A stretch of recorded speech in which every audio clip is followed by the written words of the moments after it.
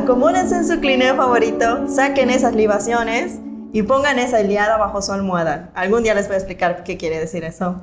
Que ya es hora de el podcast inútil. Yo soy Suja y en este espacio les voy a contar sobre personajes o sucesos históricos que creo que merecen ser chismeados a gusto. En este podcast nos vamos a dedicar principalmente, más no exclusivamente, a platicar sobre mujeres o personajes queer que por obvias razones la historia tradicional ha decidido omitir. Y bueno, aquí venía a presentar a mi invitado, que es Flor. Hola de nuevo.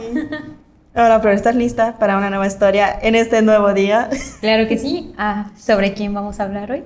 Ahí va, que lo van a ver en el título, pero de todos modos yo hago mi introducción dramática, porque sí. Hoy ya no he visto el título. La sorpresa es para ti. Bueno, todos, incluso en contra de nuestra voluntad, hemos escuchado hablar de Aristóteles. Ese gran filósofo griego, el último de los tres grandes, el maestro del grande, ese que nos obligan a estudiar en filosofía, en historia y hasta en biología. Porque sí, él es considerado el padre de la biología. Porque fue el primero en hacer una clasificación de los seres vivos al escribir una enciclopedia al respecto. Pero, ¿y si yo te dijera, o si yo les dijera, que Aristóteles no realizó solo esa clasificación? ¿Qué pasaría si les dijera que la primera enciclopedia de biología tuvo un coautor? ¿Qué pasaría si les dijera que al momento de escribirla Aristóteles tenía 41 años y su coautor apenas 19? Oh my. ¿Y qué pasaría si les dijera que ese coautor en realidad era una coautora? Oh. Y finalmente, ¿qué pasaría si les dijera que esa coautora era nada más y nada menos que la esposa de Aristóteles? Oh. Porque así es, la biología no solo tuvo padre, también tuvo madre. Y eso es justo lo que les voy a platicar hoy, porque hoy te voy a contar y les voy a contar sobre la ignorada pero sobresaliente vida de Pitias de Aso, la pionera de la embriología. ¡Qué random! Ya sé. De todas las cosas tuvo que ser embrionología. Cuando todo era nuevo, ella dijo, ¿qué es? ¿Qué es más eso? nuevo? Oh. Pues sí, hoy vamos a hablar de esta persona que probablemente jamás habían escuchado en su vida, porque incluso yo, que pues tú sabes, y si no saben les digo, me dedico al mundo antiguo, al mundo clásico. Llevaba yo 4 años estudiando filología clásica cuando me vengo a enterar que esta mujer existió. Cuando tenemos a Aristóteles como el pilar de básicamente todo lo que le llamamos ciencia, descalificada o no, pero ciencia. Así que imagínense ustedes. Ya en el podcast anterior platicamos, en el capítulo anterior, el primer capítulo, platicamos un poco sobre cómo era pues la condición de la mujer en esa época, ¿no? Como en ciertas ciudades como Atenas, lo carecían de todo derecho. De hecho, en la jerarquía estaban los niños, los esclavos y las mujeres en el mismo nivel. Porque los niños, hasta que eran mayores de edad, contaban como personas. Ok. Y luego pues seguían pues las clases medias y así hasta las élites, ¿no? Carecían completamente de cualquier derecho de simplemente ser consideradas ciudadanas. Eran seres ahí que ahí estaban. En Esparta, pues platicábamos que había un poco más de diferencia. Y los Provida aquí quejándose por sí. 12 semanas. Exacto. Y pues en esta época ya en Macedonia estaba comenzando a surgir, y en Macedonia ya habíamos, y eso vamos a platicar en esta historia también, cómo ya había aparecido la reina Eurídice I, la madre de Filipo II, que fue la primera mujer que tuvo un monumento dedicado a ella por ser una buena madre y saber leer y escribir. Señora de señoras. Exacto. Y bueno, había frases populares que definían a la mujer en esa época, como el lugar de la mujer es el telar, no las asambleas. Uy. Y según Menandro, no hay peor crimen que enseñarle a leer y escribir a una mujer. Sí, criminal. Cerradas todas las escuelas en México. Pero bueno, en esa época había alguien que pensaba un poquito distinto, y ese era Platón. Sorprendentemente, o no tan sorprendentemente, Platón tenía una visión un poco menos extrema. Decía que la mujer podía tener derecho a la propiedad, actividades económicas, Porque además cuando los hombres se van a la guerra, ¿quién se va a quedar a cuidar las cosas?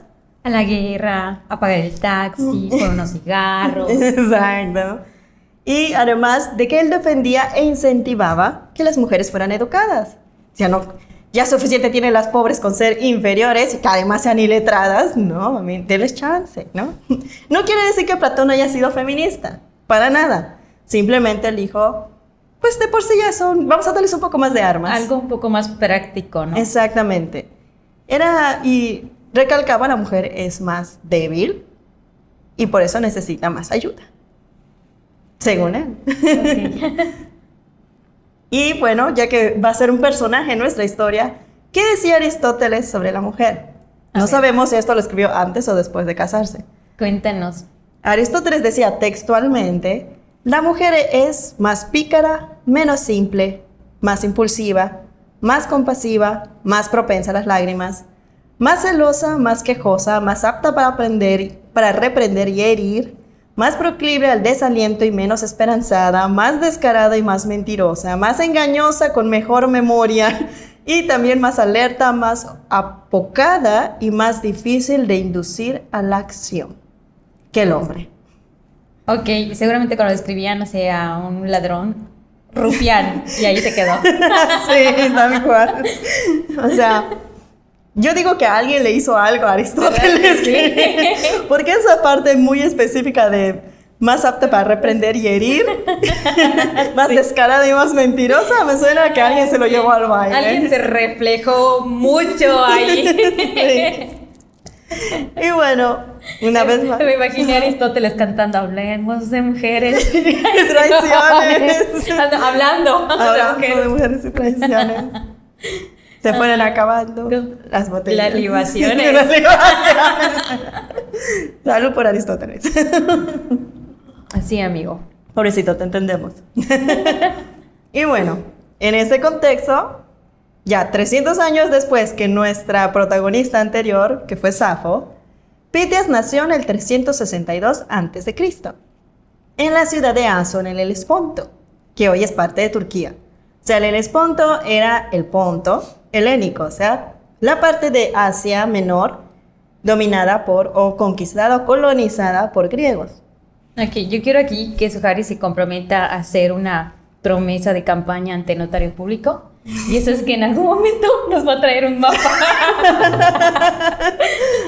Te los prometo, voy a conseguir un mapa porque yo también lo necesito. Luego piensas que Grecia antigua estaba como ahí arriba, Sí. ahí visitando a los nórdicos y quién sabe dónde estaban ellos. Sí, yo cuando leía me dice Macedonia en el norte, yo dije Rusia. Sí.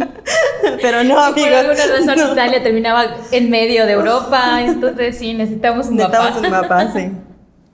Pero bueno, ahora es parte de Turquía. Aso ahora es un sitio turístico de Turquía. Pero antes de hablar más a fondo de Pitias, tenemos que hablar de Hermias de Artaneso. Y ahora vas a ver por qué. Hermias, como toda su familia, era de origen pobre. Y pues era un eunuco. Ok, eso te iba a preguntar. Por el nombre no sabría decir si era hombre o mujer. Era un eunuco. Un eunuco. Sí. Sí, que depende. Esta mente chica que se quieta nada más en manera binaria. Sí, ¿verdad? Que pues dependiendo de la región en la época, podía ser considerado solo un hombre mutilado o en otras regiones como el Oriente, ya como un tercer sexo justamente no binario. Obviamente no con esa terminología, pero con ese concepto. Ok. Él, bueno, era un eunuco que había conseguido trabajo, esclavo, como cambista en un banco, o sea, que cambiaba moneda. Que ahí va otro dato inútil. En Grecia, cada ciudad tenía su moneda. Se probaban los outfits de los empleados. No transformista, pero...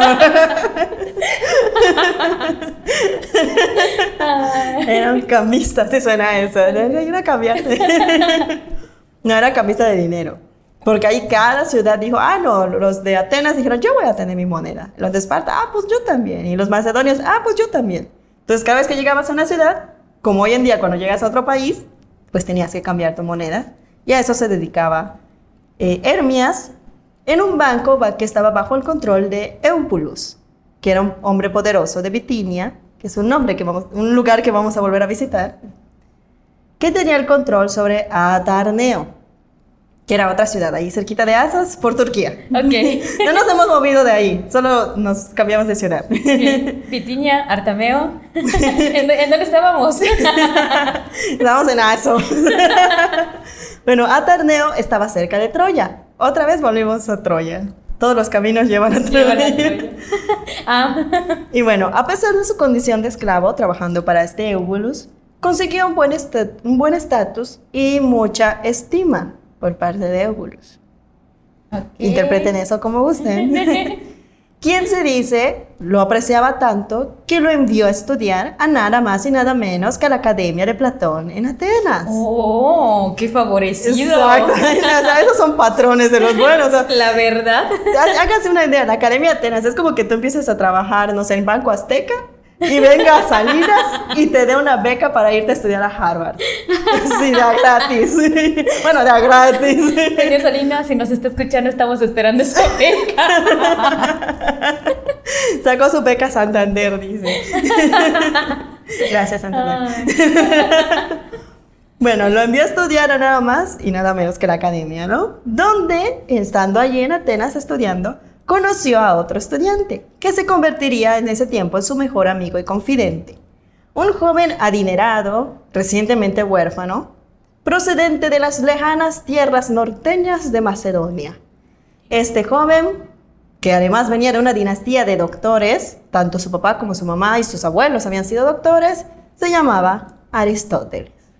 O sea, Aristóteles era un niño privilegiado, un niño bien acá, ¿no? Su papá era doctor del rey de Macedonia. Así. Y bueno, se dice que su amistad con Aristóteles alcanzó una naturaleza íntima.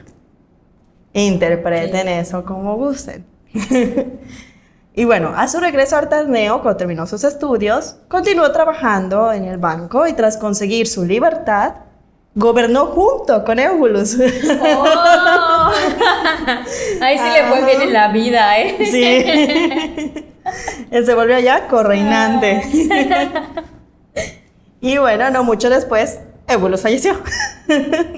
Qué triste. Sí, después de que lo mandó a estudiar, cuando volvió no le duró mucho el gusto.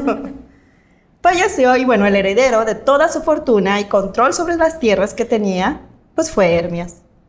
Él se quedó con todo. Desconocemos si Eubulus tenía o no hijos o no, pero todo se le quedó a Hermias. Todito. ¿Quién siguió expandiendo? ¿En verdad se habrá muerto solito? Yo no estuve ahí, Flor. No le voy a levantar falsos a los muertos. Ay, también el otro está muerto. Sería un poquito más interesante. Sí, la verdad que sí. Pues también es mucha coincidencia, ¿no? Que apenas regresó y le hicieron correinante, el otro Ya. Igual solo lo quería como un hijo, no sabemos. Bueno. Puede ser. También. Bueno, la cosa es que el señor valió. Y bueno, Hermes hereda y siguió expandiendo su territorio hasta alcanzar su ciudad de origen. Y volvemos a Aso. Oh. Ahí en Aso, en algún punto, terminó adoptando a su sobrina, Pitias. Siento que solo vine a decir onomatopeyas aquí.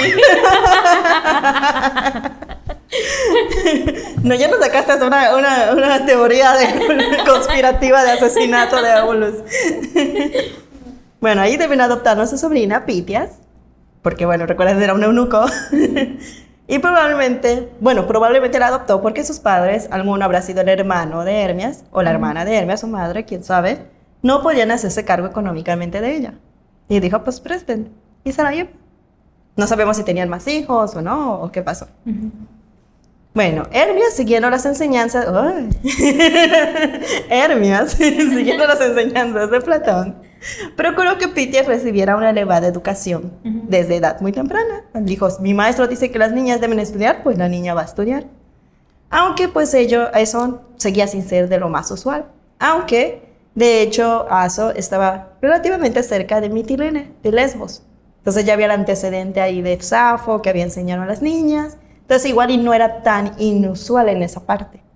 Pero seguía siendo muy raro en la Grecia continental. Y bueno, hablamos en el podcast anterior de las hetairas, ¿no? Que rápidamente pues eran las mujeres caracterizadas por su belleza, pensamiento libre y autosuficiencia económica, y pues su conversación interesante y profunda. Por eso mismo no eran consideradas material para esposa y desempeñaban como acompañantes, trabajadoras sexuales para las élites, solo para los que pagaban bien. Eso sí, una taira no era lo mismo que una prostituta. En esa... Ay, perdón. En esa época. Estaba yo tratando de reprimir uno de hace rato. Y bueno, eran muy autosuficientes. A diferencia de nosotros. Bueno, y visto de manera general, pues ser taira era una opción profesional, proveía cierta independencia. Y quizá pudo haber sido un camino que Pitias hubiera seguido, algo así como Sor Juana, que se metió al convento para no casarse, ¿no? Para evitar justo las ataduras que venían con el matrimonio, ¿no? Que era el deber del hogar, el tener hijos, el no poder compartir mesa con los hombres, el estar recluida en el gineceo, que era... El gineceo era la parte de las casas de los antiguos griegos donde solo estaban las mujeres, pero por lo mismo tampoco podían salir de allí, excepto para servir a su esposo, pero ni eso porque tenían sirvientes, muchas de ellas. Oh. O sea, eso de encerrada en la cocina ni siquiera aplicaba para ellas. Ni siquiera podían estar ahí. Exactamente, a veces ni siquiera podían tocar la comida hasta que estuviera servida. Y las mujeres usualmente comían la mitad de lo que comían los hombres, sea su esposo, sus hijos, etc. Bueno, decíamos, esto pudo haber sido una opción profesional para Pitias. Ya vemos que en su familia no era raro tomar caminos por el bien de tu fortuna.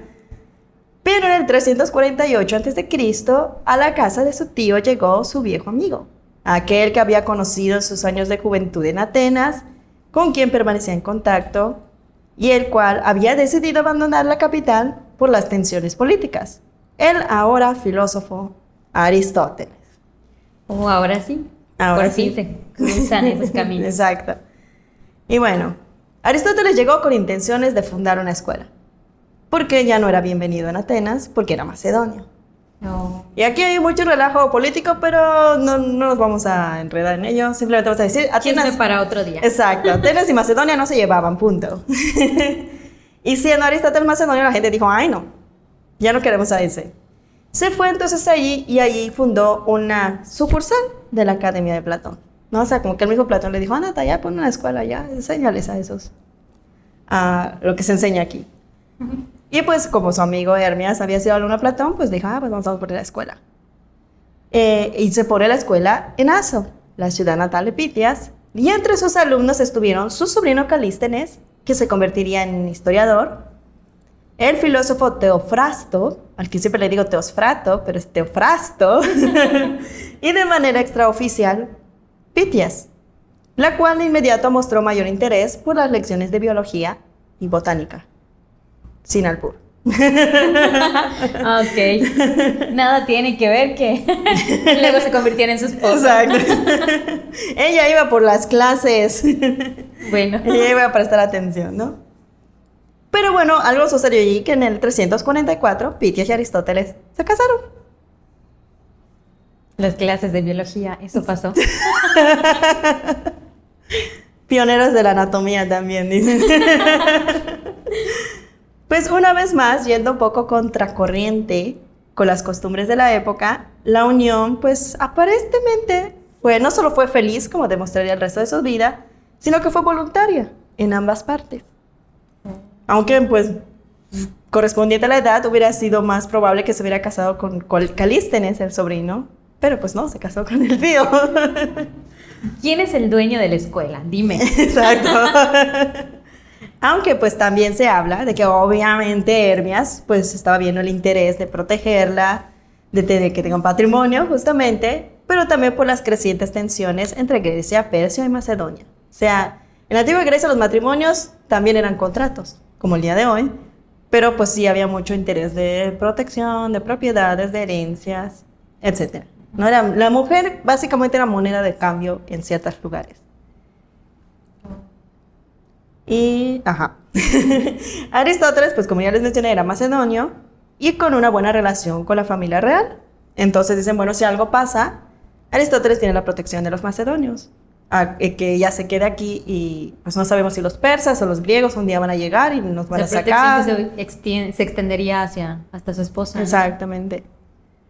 Y bueno, había sido, porque el papá, como les mencioné, de Aristóteles Nicómaco, había sido el médico de Amyntas III, el padre de quien era el actual rey, Filipo II.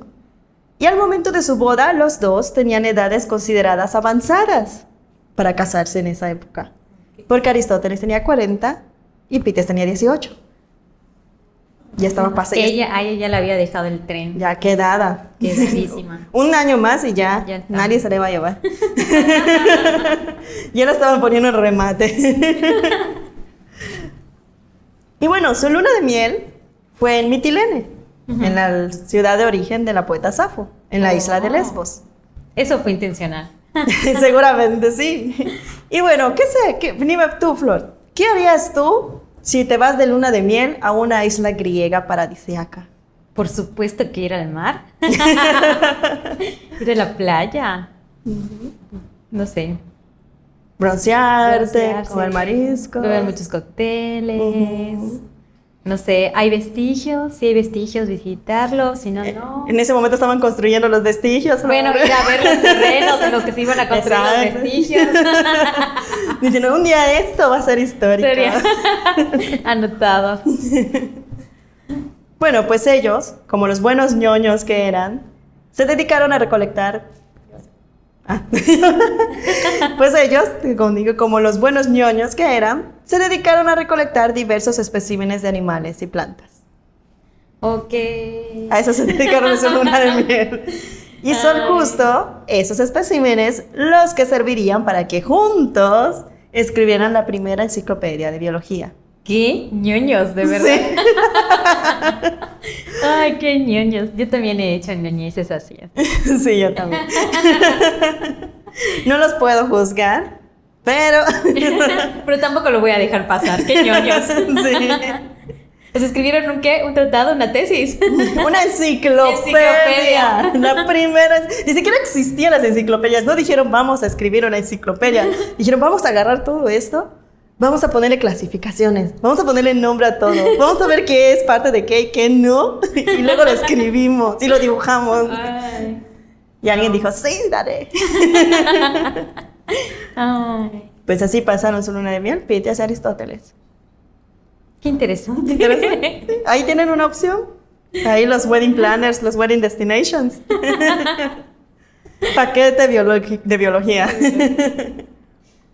Y va, bueno, eso hicieron en su luna de miel.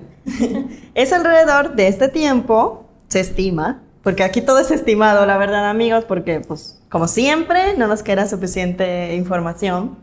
Pero se estima que en esa época, recién casada, poco después de casarse, comenzó con los estudios de lo que hoy se conoce como la embriología.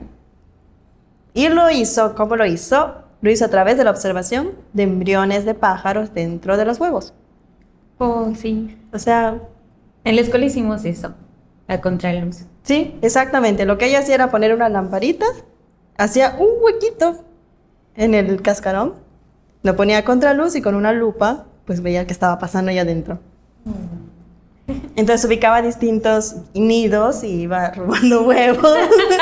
Y cada día, cada 2 días, 3 días, y ahí iba registrando cómo iban creciendo. Esos mamás pájaros debieron odiarla mucho. Sí. No voy a decir que esta es la manera más ética, pero era la única manera, amigos. Ay. Y pues lo hizo así, o sea, ella se puso allá a picar huevitos y a verlos a contraluz y a apuntar lo que veía. Ese era su método de observación y ahí comenzó a tomar sus apuntes, a hacer sus dibujitos y así es como tantas semanas y pues ella comienza a suponer que la mayoría de los animales deben tener crecimientos similares. Pero claro, esa es la única manera de verlo porque no puede perforar la panza de una mujer o de otro animal para ver qué está pasando allá adentro. Así que aquí, gracias a todos esos pajaritos que sacrificaron su nacimiento. Pero bueno, ahí vive su vida feliz, picando huevitos. Y pues ahí el Aristóteles enseñando en Aso y todos felices, todos contentos. Hasta que se enteran que Platón se murió. Y pues ahí se queda un poco Aristóteles de que no sabe si continuar con la academia o ver si hacer algo por su cuenta o seguir ahí, volver a Atenas. Pero justamente cuando está viendo qué pedo con su vida, el viejo amigo de la infancia de Aristóteles, aquí puro amigo de la infancia, aquí puro conecte. Puro nepotismo, la verdad. Exacto, la verdad. El rey Filipo II de Macedonia. Y no cualquier persona. No cualquiera. No Panchito, su vecino. No, el rey Filipo II de Macedonia lo llama y le pide que si quiere, si no tiene nada mejor que hacer, si no está ocupado. Panchito, oye. Así con ese tiempo de reacción. De reacción. Es que en Grecia tardaban mucho en llegar las notas. No todos tenían al de maratón que corría hasta que llega.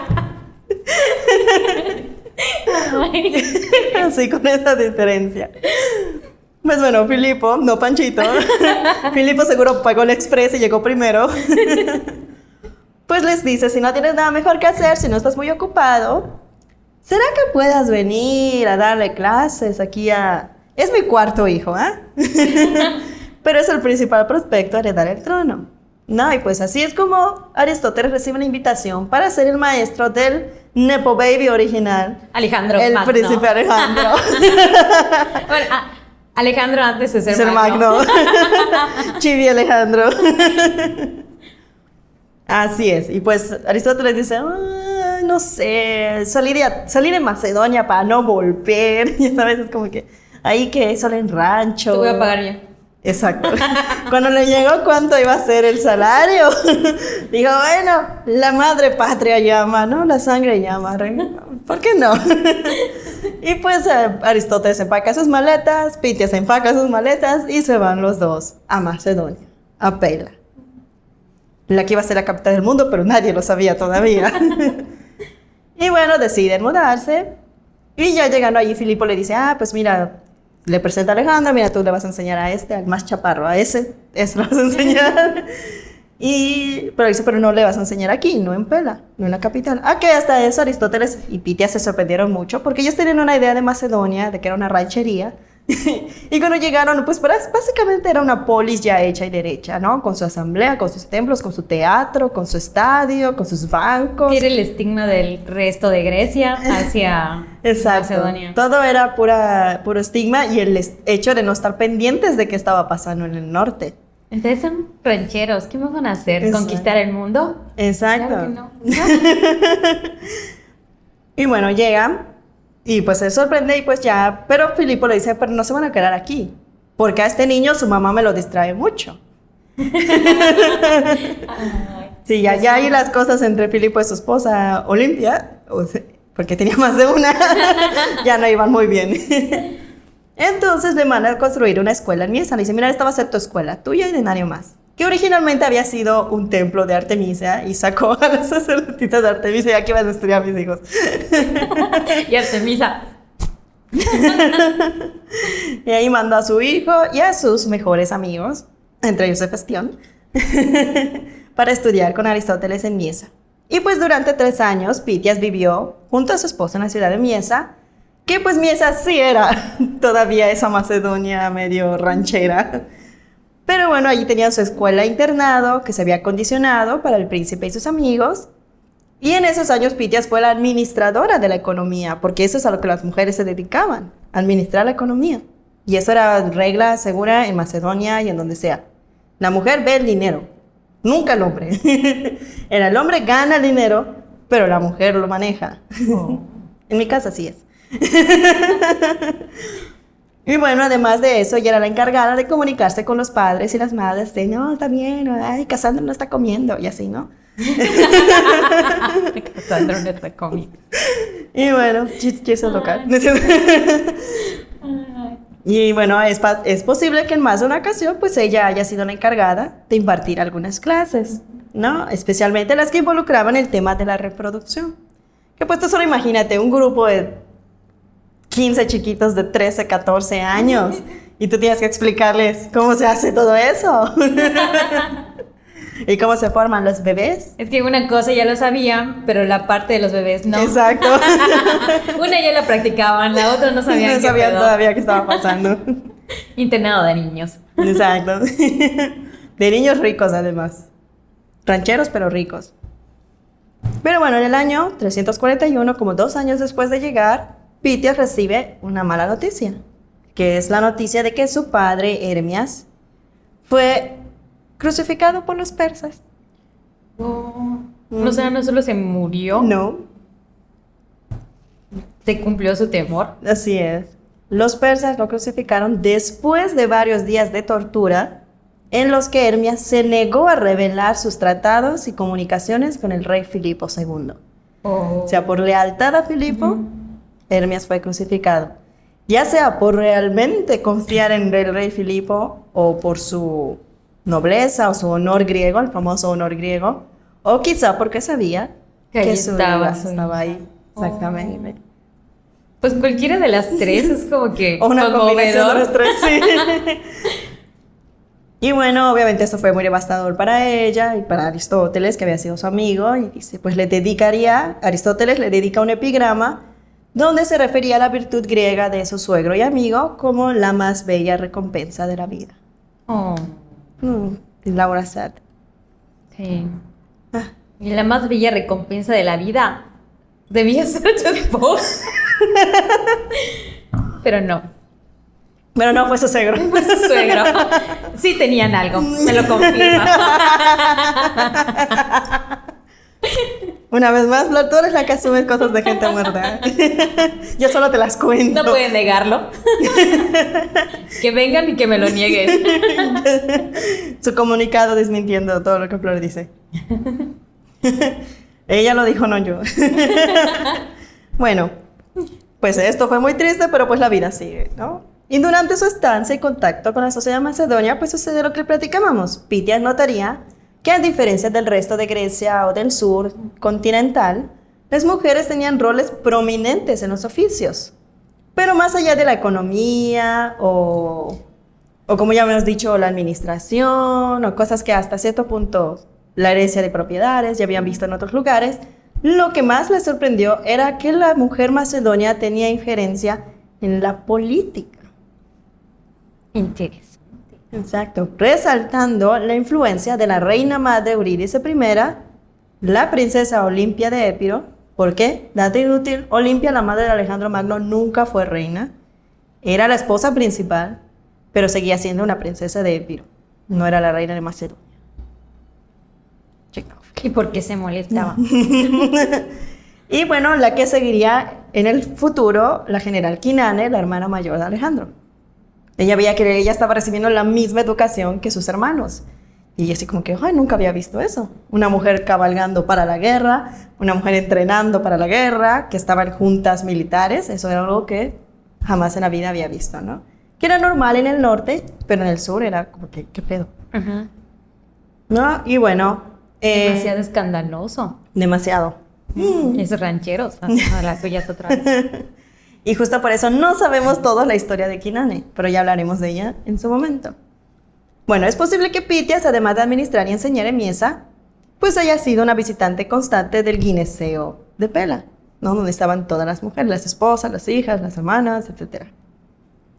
En donde los asuntos de mujeres, como acabamos de mencionar, como la maternidad, tenían un importante peso en la política. Tanto así que pues la esposa principal iba a ser la madre de los herederos. No importa el orden de nacimiento, lo importa de quién es tu madre y qué va a hacer ella para que tú te quedes en el poder, ¿no? Por eso la Olimpia tenía que ser cabrona. Para asegurar el lugar de su hijito. Exacto, especialmente que el chamaco estaba chaparro, con virolo. Bueno, con heterocromía. Que miraba la nada. Sí. Que había nacido con problemas respiratorios. O sea, Olimpia era mitad espartana. Olimpia sabía que si ese niño hubiera nacido en otro lugar, lo iban a tirar por del risco. Le fue bien. Exacto. Entonces ella tenía que cuidar que ese niño se siente en el trono. Y bueno, básicamente, pues en el gineceo, de una forma u otra, se tomaban decisiones de Estado. El futuro básicamente se decidía en el gineceo. Y se cree que incluso llegó a asistir en el nacimiento de la princesa tesalónica y la misteriosa pero desafortunada muerte de su madre, la noble Nicesípolis de Tesalia. Que pues ahí podemos decir, pues se murió porque pues eran muy normales las muertes en partos. Era algo que sucedía. No sabemos la edad de Nicesípolis ni sus condiciones de salud, pero lo que llama mucho la atención es el nombre de su hija, Tesalónica, que es la victoria sobre Tesalia. Y su mamá era de Tesalia. Entonces, hay quienes dicen que ahí, a lo mejor Olimpia metió mano, pero no sabemos. El chiste es que Tesalónica... ¿Sabes qué le pasó a tu mamá? ¿Cómo te llamas? No entiendo. Pero bueno, Tesalónica terminaría siendo criada por Olimpia. Y luego su esposo mataría a Olimpia. Pero esa es otra historia. Giros de la vida. Sí. Y bueno, fue en este periodo, en esa estancia en la corte, que por fin Pítias tuvo acceso a lo que ningún otro estudioso en el tema había tenido. Porque ya había habido 2 o 3 otros naturalistas y filósofos que habían medio tocado el tema de la reproducción, de la fecundación, todos mal, pero bueno, del crecimiento. Pero ninguno había tenido acceso a lo que Pítias tuvo, como la primera persona registrada al menos, porque ella fue la primera en tener acceso a un embrión un embrión humano donado precisamente para su estudio. Wow. Alguien le dijo, toma, Toma. estúdialo. Ya sabes, probablemente resultado de un aborto espontáneo o un embarazo interrumpido, no sabemos. Pero y esto quizá precisamente al crecer una mujer, pues se ganaba más fácil la confianza de que otra mujer le cediera, pues al fin de cuentas el cuerpo o lo que iba a ser su hijo, ¿no? Pues sí. Yo digo, porque muchos acreditan esto del primer embrión estudiado a Aristóteles, precisamente. Pero yo digo, ¿a quién vas a confiar más? ¿En el hombre que te dice que su alma aparece a las 13 semanas? ¿O la que simplemente quiere saber cómo se está desarrollando un bebé? Exactamente. Que te toma la molestia de hablar contigo y estar en tu espacio de trabajo y no solo decir, ah, sí, es normal. ¿No? Pero bueno. Pero justo en ese tiempo, también la propia Pítias queda embarazada. Por ahí del año 340. Y da a luz a su primera y única hija, al menos sobreviviente. No sabemos si habrá tenido más o no, pero es la que tenemos registro. Quien recibiría también el nombre de Pítias en honor a su madre. Oh. Así que todos le decían Pítias la joven. O Pítias chica. Pítias chica. Te entiendo, Pítias. Yo también viví eso. Y bueno, en esas fechas, no se sabe si antes o después de tener a su hija, terminó la educación de Alejandro y sus amigos. Y pues porque ya habían alcanzado la mayoría de edad, que eran los 16 años. Ya eran mayores de edad, ya no tienes que ir a la escuela, ahora vas a ir a la guerra. Y pues como pago por su excelente servicio, Qué oferta. sí, además del cuantioso sueldo que había recibido, Filipo mandó a reconstruir la ciudad donde Aristóteles había nacido, esta gira, que había sido destruida por Filipo. Giros de la vida. Ya, sí. Así que la pareja y su pequeña hija estuvieron viviendo entre Pela y esta gira, así como que, ay, en verano aquí, en invierno acá, ¿no? Así. Ya para qué seguir trabajando, sí. Ya para qué seguir trabajando, ya tenemos. De aquí a que nos muramos. Pero bueno, en el año 336, que fueron 4 años después, sucede el sorpresivo asesinato pasional del rey Filipo II. Y el ilustre alumno de Aristóteles y Pítias sería coronado como Alejandro III de Macedonia, quien todos recordamos con su apodo Megas Alexandros o Alejandro Magno. Alejandro se hace rey. Y pues cuando el nuevo soberano bajó a Atenas, porque sí, Alejandro tuvo que ir a Atenas a reafirmar su poder como hegemón de Grecia, que era su título. O sea, si ya escucharon mucho el término hegemonía, o sea, literalmente había un título casi se llama, que sí era hegemón, el que juntó todo y dijo, vamos a hacer lo mismo. Y bueno, como él ya reafirmó su poder a los 20 años, la familia de Pítias dijo, pues ya Atenas es seguro. Y pues se regresan a vivir a Atenas, que siempre fue el sueño de Aristóteles, establecerse en Atenas. O sea, muy bien Macedonia, pero sabemos que él no quería estar ahí. Muy bonita la madre patria, pero para visitar. Pero habían dejado de pagar. Exacto. Y pues finalmente en el año 335 Aristóteles fundó el Liceo, su propia escuela. donde a diferencia de Macedonia, Pitias no pudo desempeñarse como maestra porque las leyes atenienses se lo prohibían. Ahí sí había una ley que decía las mujeres no pueden enseñar o trabajar o cualquier cosa. Por lo que decidió dedicarse a la educación de su hija, al cuidado de su casa y a escribir la mayor parte de su trabajo. Qué bonito, decidió. Decidió entre eso o esto. Si no te gusta, regrésate a tu rancho, ya sabes. Pero bueno, ella dijo, pues entre lo que cuido a la chamaca y cuido de mi casa, pues siguió escribiendo y publicó varios tratados filosóficos y científicos, a veces sola, a veces junto con Aristóteles, y mostrando mayor interés, a diferencia de su esposo, por las cuestiones biológicas en vez de metafísicas. O sea, sí, el alma, amo el alma, el alma. A mí no me interesa el alma. O sea, a ella no le importaba qué demonios era el alma. Ella quería saber exactamente cómo se desarrollaba un feto y las posibles causas de males congénitos. Porque pues, a eso se me había pasado decirles, Alejandro Magno tenía un hermano mayor que es descrito por las fuentes como imbécil. Esa es la palabra que usan, pero realmente se referían a que era... mucho tiempo se creyó que era un tipo de retraso, pero historiadores más especializados en ese tipo de cuestiones creen que más bien era algún tipo de autismo. Sin embargo, pues estar en contacto con él y ver cómo se desarrollaba en la corte macedonia llamó la atención de Pitias de por qué estas cosas suceden, ¿no? Sí. Además de las malformaciones físicas. Pero bueno, ella siguió con su vida en Atenas. Y ya, acercándonos al final, desafortunadamente Pitias falleció a la edad de 36 años.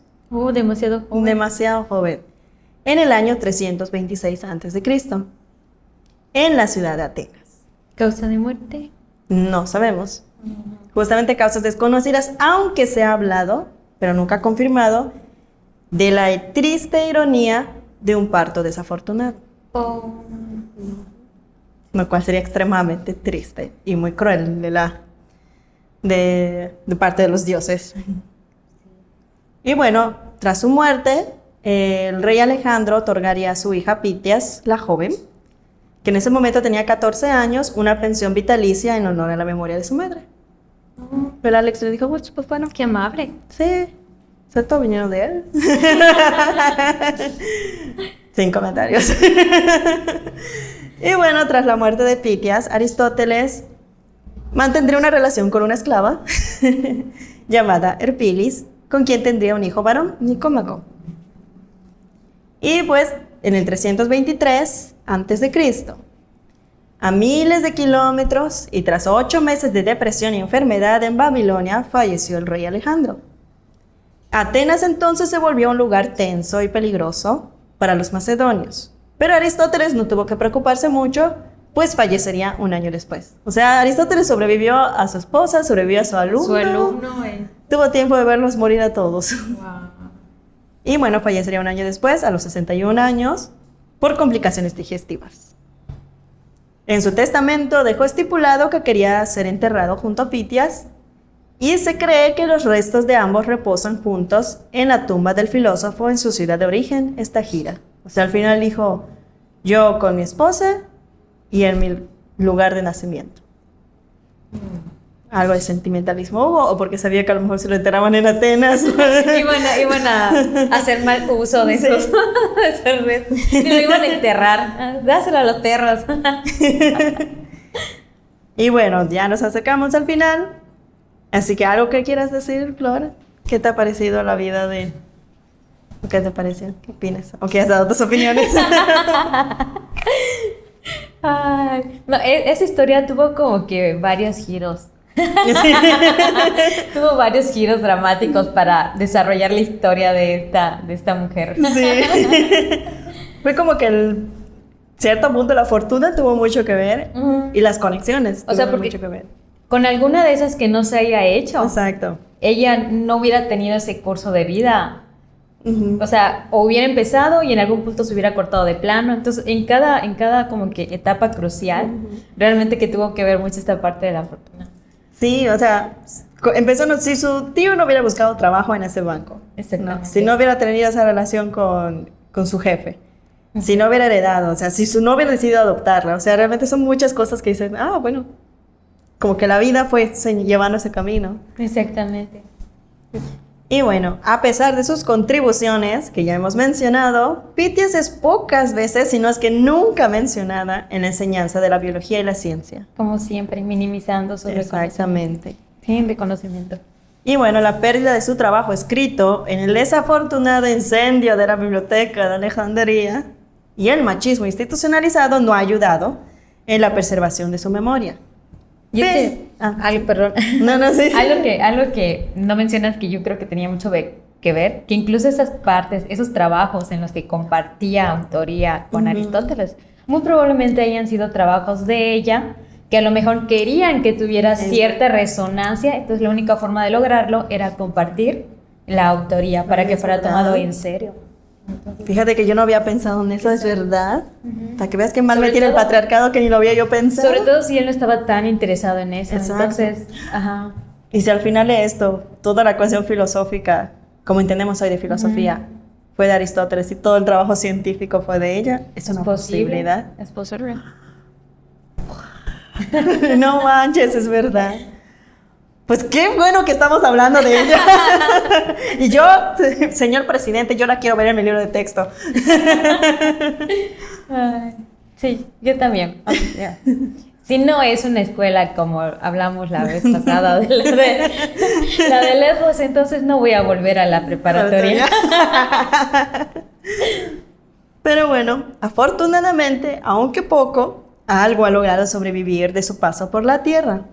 Y si hoy existe la embriología y la ginecología y la biología, tratemos de no olvidar que en gran parte fue gracias a que hace 2300 años una muchacha griega se puso a observar cómo se formaban los pajaritos.